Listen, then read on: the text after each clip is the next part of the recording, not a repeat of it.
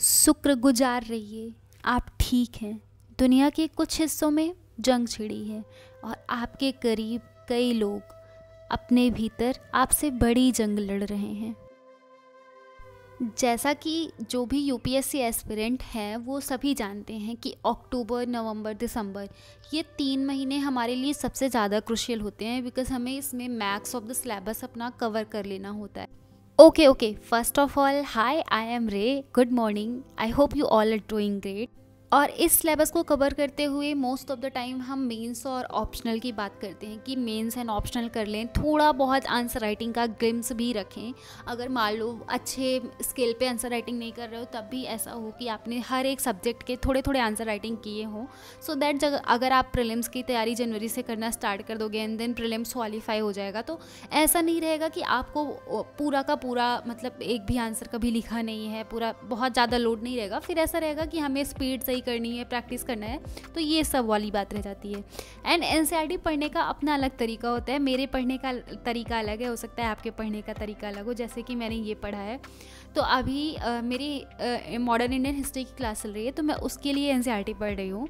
And जब मैं NCERT पढ़ती हूँ, मॉडर्न इंडियन हिस्ट्री की एनसीईआरटी बुक जो है वो बहुत इंपॉर्टेंट है। एंड जब मैं उसको पढ़ती हूँ तो जो भी चीज़ें इंपॉर्टेंट होती हैं, वैसे मैंने आर्ट एंड कल्चर वाले भी नोट्स में ऐसा ही किया है कि जो भी चीज़ें मुझको इंपॉर्टेंट लगती है मैं उसको तुरंत उसी बुक में ही साइड में लिख देती हूँ। कुछ लोग अपना एक मिनी नोट्स भी बना सकते हो, स्टिकी नोट्स भी बना सकते हो, स्टिकी नोट्स में भी लिख सकते हो। किसी भी यूपीएससी एस्पिरेंट की तैयारी तब तक अधूरी होती है जब तक उसको एनसीईआरटी पे कमांड ना हो, because NCERT is base, NCERT base होता है, उसको पढ़ना कंप्लीट करना मस्ट होता है। एंड एनसीईआरटी समटाइम्स क्या होता है कि हम उसको पढ़ते रहते हैं और हमको थोड़ी बोरिंग लगने लगती है। बोरिंग के साथ साथ एक चीज़ ऐसा होता है कि हम एनसीईआरटी के चैप्टर्स ख़त्म कर लेते हैं, लेकिन जब क्वेश्चन वहाँ से आता है तो हम नहीं कर पाते हैं। तो इसलिए एनसीईआरटी के चैप्टर को करने के साथ साथ उसके क्वेश्चन को भी प्रैक्टिस करना बहुत ज़्यादा ज़रूरी होता है। एनसीईआरटी का चैप्टर पढ़ो और उसके बाद तुरंत उससे रिलेटेड क्वेरीज सॉल्व करो।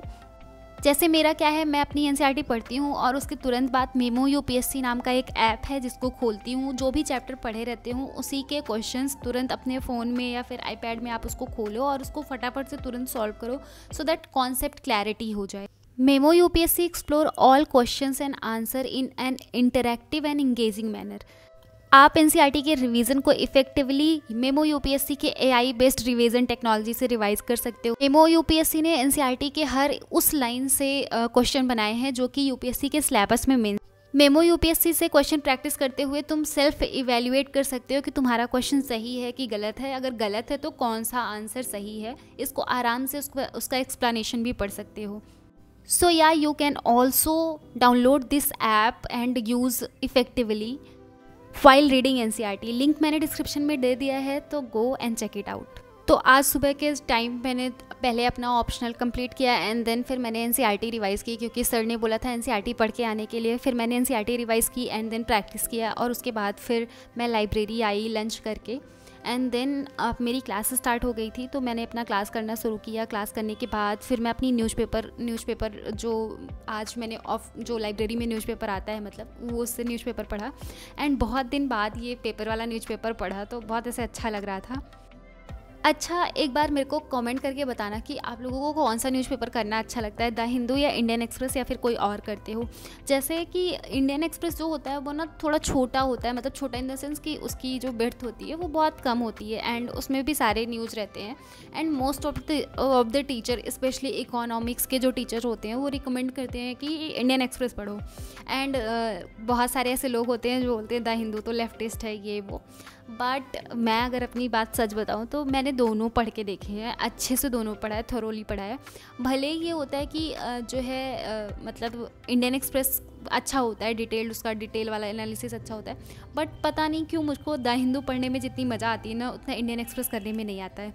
एंड इंडियन एक्सप्रेस एक बार ऐसा होता है कि अगर आप रेगुलर द हिंदू पढ़ते रहो तो जितना टाइम द हिंदू पढ़ने में लगता है उससे बहुत कम टाइम इंडियन एक्सप्रेस करने में लगता है।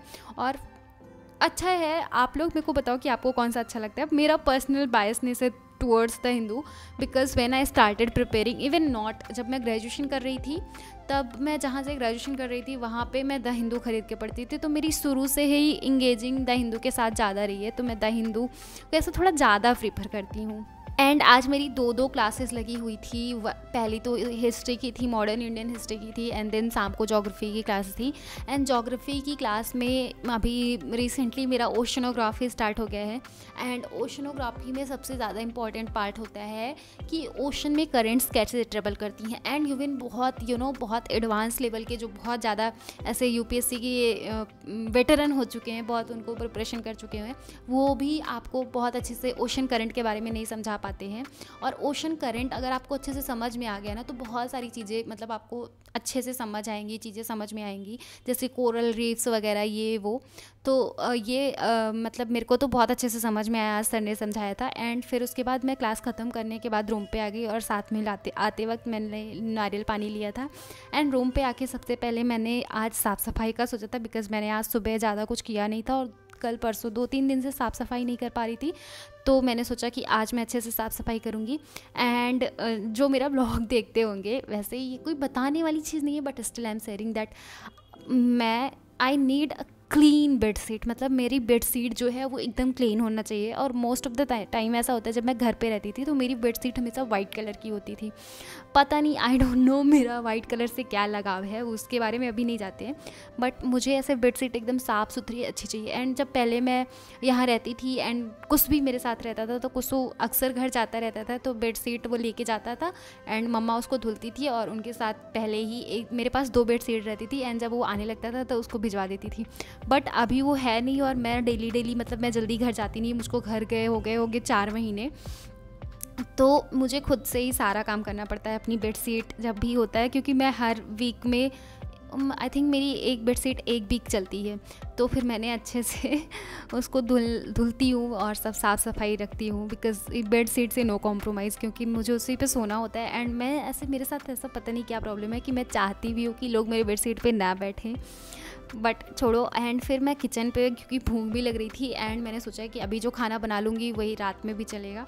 तो सबसे पहले बर्तन सारे गंदे थे, तो सबसे पहले मैंने वही काम करना शुरू किया कि पहले बर्तन धुलते हैं, देन फिर अपना काम आगे बढ़ाते हैं।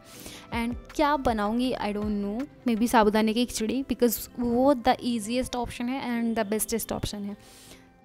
एंड हाँ, one more thing I want to ask you guys कि कहाँ से करते हो जो ये जियोपॉलिटिकल मुद्दे होते हैं, जैसे अभी इजराइल पैलेस्टाइन में वॉर चल रहा है, ये सब कौन से ऐप से आप लोग ये न्यूज़ अगर सुनते हो तो कौन से ऐप से सुनते हो?